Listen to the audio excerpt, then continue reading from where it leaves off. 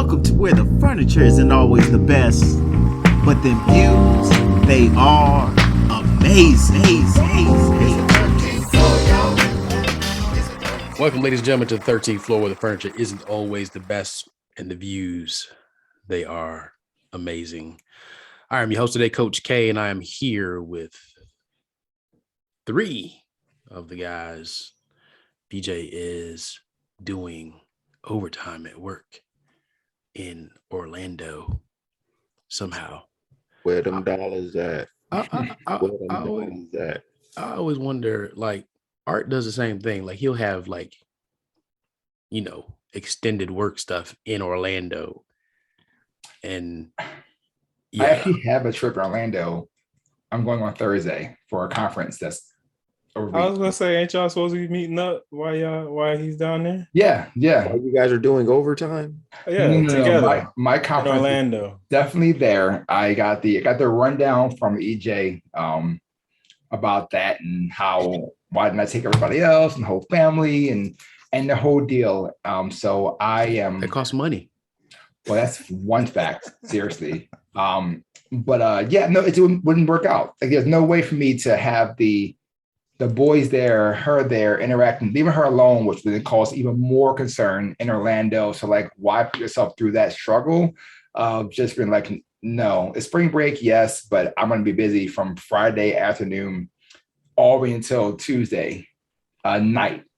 Oh, so you leave Thursday, right? Thursday night is late. Thursday, Friday, Saturday, Sunday. Man, good for you. Yeah, right. Well, that was a problem. So the thought was, well, why are you going to a conference that's that long? I've never seen a conference that long. I'm like, well, the conference starts on Sunday, but unlike the normal conferences we had before with the other company, we are going to set up. We got to set everything up. We got to break everything down. We got to uncrate things. This is not the normal thing where we would fly into California and be there on a Thursday. It starts on Friday, leave on, or no, actually we get there on Tuesday, leave on Thursday. Like, this is the first time I've ever had a conference go over the weekend, which is hell disrespectful that you have you working over the weekend for a conference. So that's just first, but yeah, so that's where it was. And the truth is the truth. And she did her research and I sent her the agenda. She can see it and all those things because she's a lot. Yeah, it was a big deal. It was a big deal. So yes, but wow. It's still a touchy subject. She's not here right now, but this not even the frat conference. This is an actual JAMA conference. Right. Wait till we do homecoming. I gotta bring them down with me, clearly, because if I'm not, that would be it. So yeah. Because Miami's a whole different ball game. Orlando's one thing, but Miami is a whole different, like. So that's a whole nother conversation. I'm not going to get y'all on record for trying to organize once again for homecoming, and nobody really. We've said it every year now since the podcast started. I'll be there. I'll be there this year. I'll be there. Yeah, I got a great idea. We can do you going to be there, Brett? I'll be there this year. Oh, that's interesting. I got a great idea for us. Maybe we can do a podcast episode from homecoming. Potentially. We can, yeah. Maybe. That makes sense for me. Wow. I got commitments there, so I got to be there. I have to be this year as previous poll mark. They're making me come back, so. Oh, it's nice. It's nice. I don't have to mark any polls or anything. So. But, yeah, man. So, I'm glad everybody's doing good. Fresh. I know you burning the candle at both ends of the stick. My dude. Once again, shout out to Mad Harvest. I see y'all getting more and more pressure to ship some juices. Extreme pressure. But yeah, man, we working on it. We experimental phase of being able to feel confident that we can freeze and have them frozen for a period of time, thaw them out, and they still taste just as good as when they are fresh pressed has already been completed. So now it's just finding proper packaging. Go ahead and put that hand even before that hand goes up, I'm sure that's a raised hand for, hey man, I'll be the one to test if you want to ship these things this I'll be way. your beta tester. Just saying. Listen, I'm just saying. Trust y'all are already on the early part of the list. Once I figure out these boxes in situations to figure out what is the most cost effective way to make. I'll even cover the shipping, man. I'll make it easy. I was sitting here like, trust. Yes, you will. That was. I was sitting there like, why is there a brown ass hand on the screen? But that's been the thing, is just figuring out what's the most efficient way in ensuring that it can stay frozen over that trip. And is it 1 day? Is it 2 day? Is it, you know what I mean? And just figuring out those logistics have been really where we're at right now to make it something that isn't, you're paying $20 for a juice because it's, you know what I mean? It costs you another $100 to ship it overnight. Right. So, and that type of thing. Well, let us know, man. Let us know. But glad to see y'all are getting busier and busier. Hopefully y'all get some steady resources to help with that busyness, because that's the thing, that demand jumps up, and next thing you know, you got all types of people that are just filling in. Hey, if I give you this t-shirt, can you come help out for a couple hours? Mm-hmm.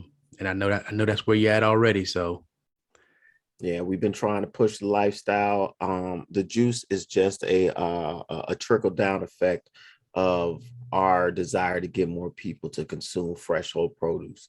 And so getting people to get into this apparel, I've been trying to wear, well, not even trying, I've been succeeding at wearing as many times as possible. We had an amazing event these past 2 days for YPO, where they invited us out. We were at their conference and they had all types of super like DNA, bio testing. It was definitely a situation where we were not necessarily supposed to be there, but we made a lot of noise being there, and definitely by the end of the conference were a known figure throughout. And everybody loved the juice, loved the apparel, and was there is a biohacking conference coming up.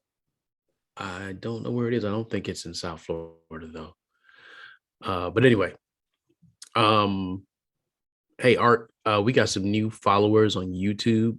If you have an opportunity during this to take a look and see if we can shout those folks out, be great to shout out some of the new followers. Say nothing but a word. Thank you. But in the meantime, I want to talk about, and look, clearly everyone's, well, a lot of folks have said that they are tired of people talking about Will Smith. My personal take on that is the reason why we don't resolve a lot of things in our community, because we get tired of talking about it. We don't want to face it. And I think there are lessons to be learned that can apply to many different situations. And I want to talk about one of those lessons today. And that lesson is the boil over. I want to send a shout out. Shout out to Jay. Yeah, shout out to Jay. We appreciate you, Jay, for giving us a shout out. We want to see you back on YouTube. We know you are either in a car ride right now listening to this, or running some errands listening. We want to get you back on here, and we need you, man. We need you for your film critique review purposes. Let us know. People want to hear from you. Big facts. The boil over. So situations happen, and Art, it's funny, I put you to work and now I need you to jump in, but I want to talk about, or for you to tell us your story that you got to witness earlier today, as a matter of fact, which won't be earlier today for you all when you're watching, but went down to the barbershop of all places. Yeah. I've seen some wild things happen at the barbershop, but at the barbershop. So shout out to headliners. My barbershop is normally level-headed. It's a general barbershop where you go there, you hear all kinds of topics, discussions. You have the rowdy, the quiet, all the personality types are at the barbershop. Well, today, quiet day, nothing really crazy happening, but it was there was a breaking point for two of the barbers. So I walk into the barbershop today, and first thing they say is, "Hey, does your wife cook for you?" Yeah. Yeah, that's cool. Is she black? What is she? I was like, well, yes, she's Nigerian. So yes, she's black. Where we going with this? Like, what's happening? Oh man, see, I told you. And then immediately the other person goes, man, I am sick and tired of you disrespecting black women. Every time you talk, you are negatively talking about black women. My wife feeds me clearly. His wife feeds him clearly. And his other barber, his wife feeds him clearly. Why is it every time you talk, it's negative about black women? Man, you just hate on black women. And I don't understand what it is, but I'm sick of it. I'm done of it. I'm done. That's where it started. So then I'm literally getting in the chair like, are they about to fight in here while I'm getting my haircut? And I have that meeting at 12. I got a meeting at 12. I can't break this fight up and get my haircut. So like I got things I gotta do. So is one of the people fighting your barber though? No, it's not. My barber's cool-headed. Exactly. He is the senior barber there. He doesn't get involved in things. He's more of he's the ice cube of the barbershop. He just sits back and y'all be quiet, y'all do your thing. That's where he is. So other barbershop and the other barber starts going back and forth. No, how you don't know me outside of here? You assume this. No, I've been tired of you talking. And I had it to the point now, when you go outside, I've been letting this build up for weeks and weeks. I've been here for 4 months. And from day one, I've had issues with you saying things about me. My mind's triggering and thinking, whoa, 4 months, you've let this thing build up and you've not said anything, had a conversation, pulled this man to the side. You are two grown men. You are 52 or so. You are probably in your high 40s, maybe 50 as well, too, because you look like you're older. You guys couldn't have at any point in time talk this out and work in this process. So that's my mind going forward. So then back to the story. Then we start going with the swear bomb. So, man, F you. F you. You're talking about, you know what? I don't give a F what you're saying. So at this point now, we are very trained as men. And as black men, when F-bombs are being called and it's specifically pointed towards a person, it's about to go down. Like there is no returning point from the FU bomb. So then it gets even more hectic. And my barber says, hey, y'all need to keep this. There's a time and a place for everything. And now isn't the time. But when it's a clear out, you can do a discussion here. But now my client's here, be respectful for them. They said they didn't hear him at all. They're still going back and forth other arguing. But the end result of this thing is that, they're just silly talking about this thing boiling up. One person said, I'm sick of you consistently saying this over time. The other one said, I've been holding this on for 4 months of this consistent holding. And I wanted to bring it to y'all and say, like, how do we get past the point of holding things in or communicating the concern and then moving forward? I think we as a collective have understood that point and can talk to each other or to others. And we built that communication bridge to say what we're feeling and not that you're disrespecting someone else, but you're saying to the point where you can just say it, express your opinion, move forward and move on, not hold that baggage on. But this baggage can weigh you down. And at some point, no matter how cool your head is, that tipping point hits. And the reaction is, what do you do at that point? So that's what happened today. Anybody? That's a lot. I mean, of course, being able just to internally understand your emotions and then be able to express your emotions is one of, the biggest things that we lack as men, because we were not raised to do or, describe those things and such. And so just the ability to have that thought process is the hurdle, right? Being able to understand what you don't like, being able to explain what you don't like, but not in a way that is temperament that is not, you know what I mean, with what it doesn't, just because people disagree doesn't mean that they have to hate each other. And that's something else, is we have come up with a feeling that if there is a disagreement, that means that we're adversaries. That means that automatically we have to be at different side of the table. And I mean, we cannot agree on stuff, since not agree on something, but still be trying to move in the same direction, still be, working for the same good. So those are some very key pieces to initiate with. I think what you said about the disagreement piece, I think that's the biggest thing in society today. If you disagree, like you said, it's like you're at war. And because there's so much between the way people get their news and social media and just access to information, you get biases. So you have self-serving biases always around you based on the content that you're always looking at or whatnot. Excuse me. A lot of people just aren't unbiased or kind of like, what you call it, balanced. So it's hard to have a conversation with someone and be in disagreement, but just try to have the conversation, see the other side, not try to prove your point or be right or tell them that you're always down in Black women, which may probably be the case. Instead of just, okay, why do you feel like that? Like nobody asks why, or is not really interested in why anymore. It's your side, your point, my side, my point. We don't agree, and that's it. And then you get two A-type personalities. It just goes left from there. I at the conference met this Christina, I think it's TY Miami on Instagram. She's a yoga instructor. She loved our juice, of course. She gave us a great quote. She said, when you ask questions, you open things up. You bring, open air. When you answer questions, you close things off. You're shutting things down. So by answering questions, you're engaging. And that's something that we don't do enough of. Have the even like in school, if you think about it, it was always like, don't ask no stupid question. And so it puts you in a space of second guessing, even engaging, because you're so terrified in the sense of I don't want to look stupid. I don't want to, come across as stupid. So I'm not even going to engage or ask.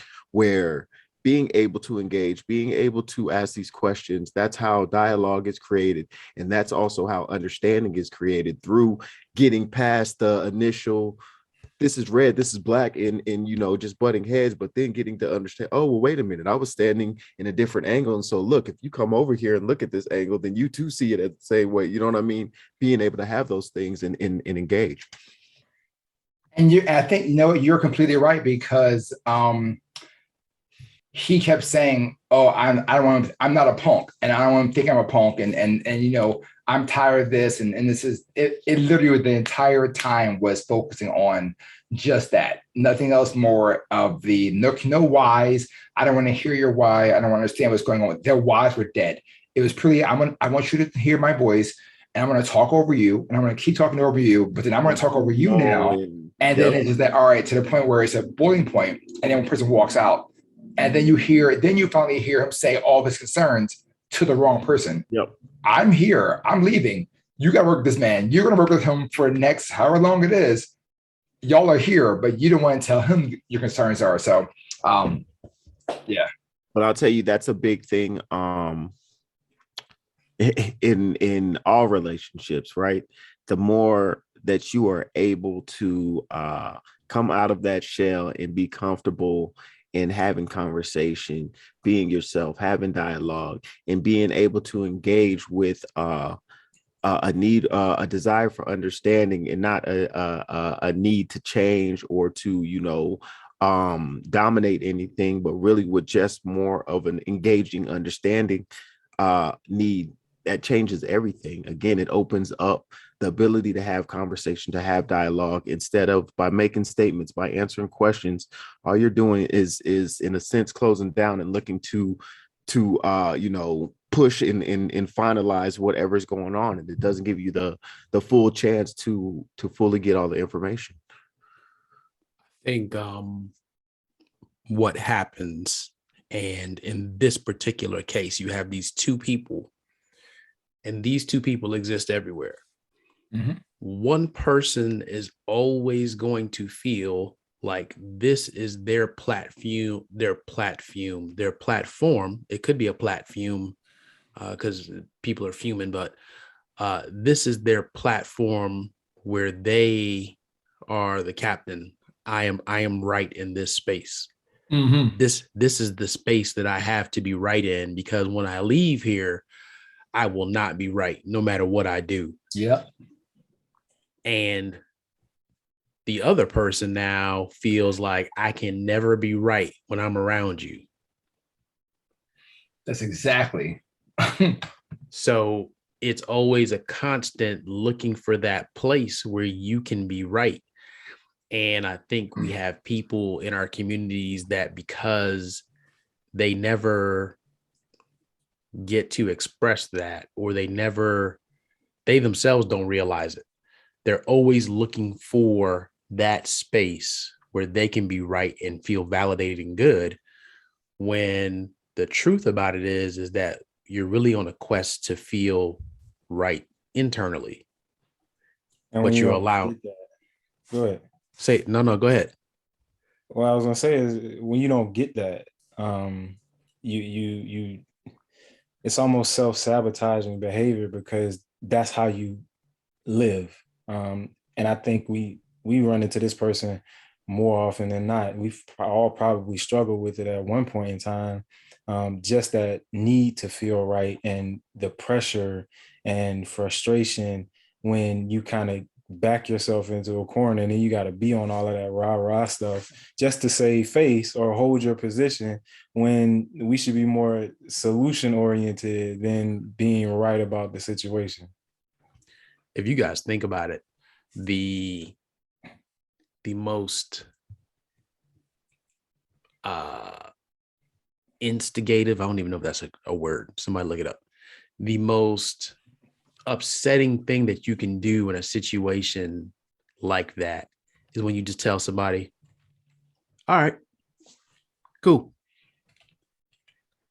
That is the worst thing ever. I do it all the Because time. what'd you say? I do it all the time because I don't have time to argue with people. Especially, I ask questions, so I'm trying to understand your side of it. I'm genuinely trying to hear you out. And when it's just, if it's going to be this back and forth, like what's the quote? People from a distance don't argue with fools, because people from a distance can't tell who is who. Right. So I don't have it for that. If we're not moving the conversation forward. Say the quote one more time. Don't argue with fools, because people from a distance can't tell who is who.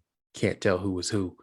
And that's so true, right? From a distance, people are looking at, but at the end of the day, I don't care who's looking from a distance, right? And what you got going on.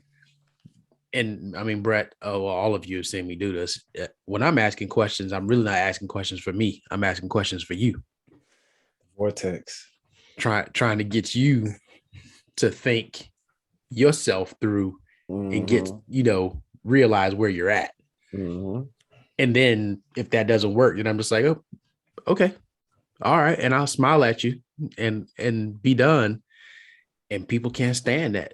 It irritates them because I did not give them the opportunity for them to present their argument in a way that they can be right. I didn't win that battle. Go ahead. No, there's a way that you can do that, like that, is go, okay, and end it, or you can be that a-hole that like does the emotion where like, oh, you need to talk, you sit back, you cross your fingers, oh please continue, go ahead. That's the arrogant, I'm going to make fun of you, and you're going to say this thing. So there's two ways of doing that same conversation, and depending on how you or me or the person reacts to that situation changes that, because the person can get even more heated by the way you're looking at him. Oh, you trying, now you're being disrespectful. Well, and it goes even more to the point where he's like, oh, I guess we're done. And the person just stops talking because it's like, all right, well, I'm gonna now hold that internal anger and more because I'm done with it, versus it exploding more. At the end of the day, I think it all comes back to one, not looking for external validation. Two, you're right, Art. It's a buildup, it's an accumulation. And I don't know why this analogy popped into my head, but all of us will remember growing up, there was always that day on the weekend, whether it was Saturday or Sunday, that you're going to be expected to help clean the house. And Sunday, baby. What'd you say? Sundays, baby. Sundays. Okay. And for those who had, elderly folks around, your grandmother, whoever, or, even your mom or your dad, somebody would say, oh, cleanliness is next to godliness. Right. Yeah. And if you think about that situation, and now I realize what they were really saying. You needed to clean up the energy that had been collected from the prior week so that you can move into the new week with a clean slate and be able to create all over again, because you can't create something new in a dirty space. And I never thought about it until just a few days ago. And then actually, it's funny how things work. I got confirmation yesterday because Hitman reached out to me. Marlon Powell Ferdinand. Shout out to Marlon if he's listening. He's been listening to a couple of episodes. He's like, man, y'all talking about some good stuff, man. He's like, I need to come on there. And I'm like, well, what part of your life would you like to come on to talk about? Because there are so many. So we look forward to getting Marlon POW Ferdinand on here. But, he called me and said something similar. And it was really odd because, Marlon and I, okay, he's from Trinidad. I don't know if you guys knew that. And he actually grew up in Trinidad with one of my cousins, which I didn't know till much later on in life. After Marlon Sigma? Yeah. Okay. I didn't know till much later on after school was a thing in the past. But we didn't really, we respected each other. We knew each other, but he just hit me up on Instagram. Hey, hey, I need you to give me a call. And then finally I called him, and you would think that, we had these deep conversations before, and we just picked up and he said some things and I was just like, who sent you? But one of them was the whole, you can't hold on to old things and still expect to be able to make something new. Yes. Or create new things on the other side. That weight is heavy. Carrying that baggage is that weight is heavy. Everybody do said it. Bag lady, you gonna miss your bus. Drag out on bags like that. Right. And if you think about it, and we don't get spiritual on here often, but if God had held on to everything that he ever did and was thinking about what he did right and what he did wrong, would he been able to keep creating? Could he keep creating now? That's life for us. That's life right now. How many Yep. recipes did Matt Harris do wrong and thought, oh, okay, it's not going to work, but drop it and keep going. The part of the process. Yeah. And that lesson just keeps resonating for me and replaying over and over. So hopefully somebody listening is getting something out of this and thinking about what is that thing that you're holding on to that's preventing you from getting to the person that you want to be. What is it you're holding on to that's stopping you from getting that promotion at your job? What are you holding on to that's stopping you from being the partner that you want to be in your relationship? All these different things are possibilities, and there are things that happen. Some people have it in multiple lanes. And I think we get caught up in, I just want this one thing to be the right thing. And I think that's where that boil over comes. Mm-hmm. When that one thing that you think, all right, this is it. This is the area where I'm going to be right today. And it doesn't go that way. And here comes the boil over. So hopefully people will, you know, contemplate or, think about this, contemplate this for some time and make adjustments, make moves. But I want to pivot a little bit. A lot of people are on spring break. Mhm. What do you guys have going on for spring break? Well, I ain't on spring break. I'm about to say spring break ended last week over here. Bryson went to his grandma's house in North Carolina. We chilled. Nothing spectacular. Nice. Nothing here. The boys are at a trampoline camp for the week. Coming home and going back, but yeah, trampoline / Lego building camp this week. So it's pretty cool. Pretty cool setup. Other than that, nothing really. Baseball. Nah, we don't get spring break up here until next week. So still grinding. I do though. I really miss spring break in Miami. Like You mean like our spring break, like the or just month of March. Like oh spring yeah, break in Miami. yeah. Because like that was everything. Being right there by the beach, several beaches you have access to. The beach was the yard for an entire month, and it's just fun. Miss those days. Yeah, it was, I don't know. You would get so far behind because everybody else is having their spring break and coming in. So Get behind. You know what? I think I had good teachers where they knew the month of March was like, but see, you had African American studies, so your teachers were like, I don't care what's going on. Like School of Business no, was there was like, only one of them that was like that, Dr. Spivey. He was the oh, only okay, one that was like that. yeah, Oh, rest, all and minds, Bartholomew. all minds were like, yeah, it's March. Like they were mentally on spring break the whole month of March. Like there was I very remember cool. I remember when I got tapped for Iron Arrow, I got pulled out of whatever class that was with Dr. Spivey. Like that's when they came and got me. And I came back to him. I was like, hey, I missed this portion for, whatever exam we had to have. Can I get notes or whatever? No, Wow, I'm not here for your social agenda. wow, like this is the highest prestige you can get at the university. Like you can. Right. It's the highest thing you can get here. He was just like, that's Said not I my ain't on problem. I it. don't know what to tell you. Right. He's like, I ain't one, so it doesn't matter. Sounds like you got a choice to make, sir. What'd you say? Sounds like you got a choice to make. That's all Yeah, I hear. exactly. Oh Exactly. man. That's That funny, didn't man. turn out well. Roland Martin was talking about something like that earlier today because there was apparently there was this college professor, I think it was some school in Georgia where she called the police on a student and Wow. for being late 2 minutes into the class. I think it was two of them, two black males, and he was talking about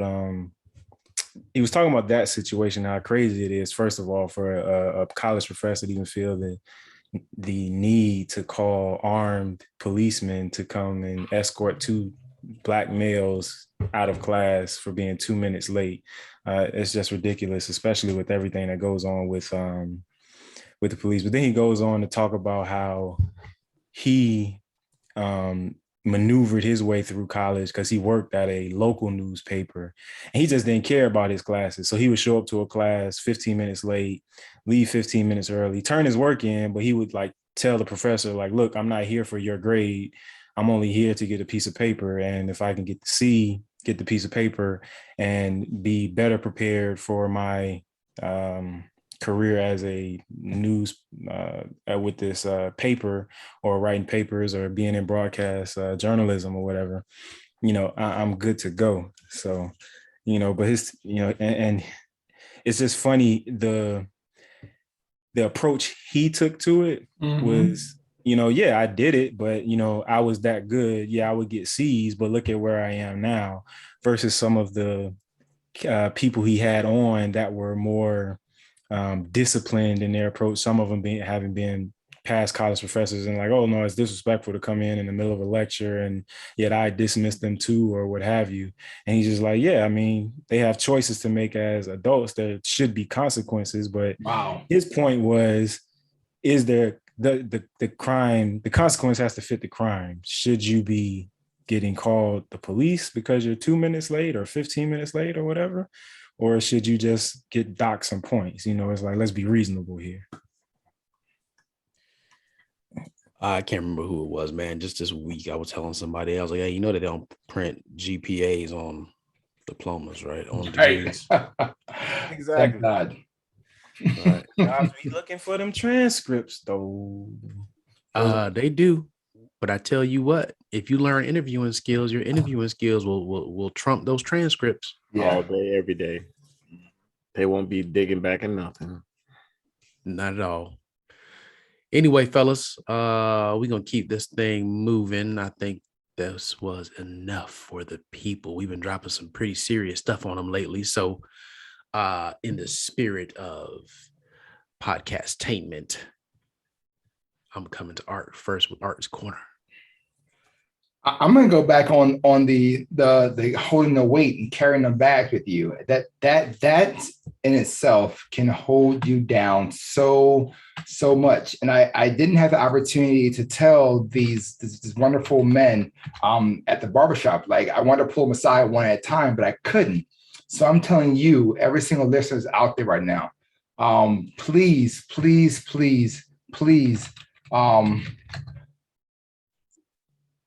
clean out your bags. There's no point of you worrying about these things, taking them forward, doing anything with it. Drop it, clean it out, and go. But if you're going to have anything to say your piece and move on. The biggest struggle you're going to have is carrying that with you. That doesn't affect just you. It affects everyone around you. And it just bleeds out. And that anger or frustration, and the next thing you know, you're taking it out on the wrong person. It could be your son, your daughter, your wife, your friends, anything else. Someone's going to get that ball of energy at some point in time when you could just unpacked it, let it fly away, and move on and keep that compartmentalized to a different area. Don't hold on to the grudges. It's not worth it.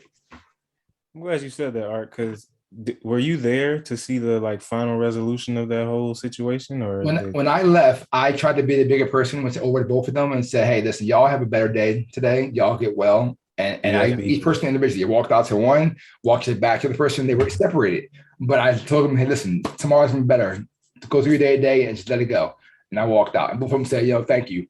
And they both apologized to me for behaving that way as grown men in a business. So I respected that aspect. I wanted to know that I'm not holding a grudge with them, but I also want them to know, y'all can't do this. We are better than this, and disagreements and arguments are okay, but find a resolution and then move forward.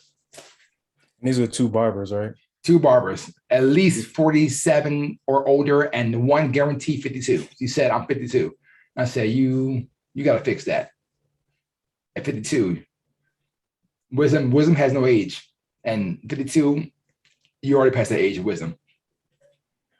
Clearly, neither does tomfoolery, but we'll leave that there. Listen, in the spirit of cleaning out bags and moving on in the new freshovation. What you got, sir? Okay.